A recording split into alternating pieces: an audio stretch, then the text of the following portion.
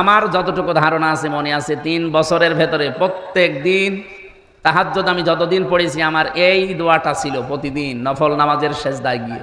বাইরে যদি কোনোদিন যেতে পারি, কোরআনের কথাগুলো সহজ সরল ভাষায় তোমার বান্দা বান্দীদের সামনে বলার সুযোগ করে দিও, যেন আমি বোঝার আগে তারা বুঝে ফেলে। এই জন্য আমার মনে হয় আমার কথা পাগলেও বুঝে ফেলে। আপনারা বুঝবেন ইনশাআল্লাহ, আশা করছি। আল্লাহ রাব্বুল আলামিন বলেন, লাআল্লি আমালু সালিহান ফীমা তারাকতু কাল্লা ইন্নাহা কালিমাতুন হুয়া কাইলুহা ওয়া মিন ওয়ারাইহিম বারযাখুন ইলা ইয়াউমি ইউবআসুন।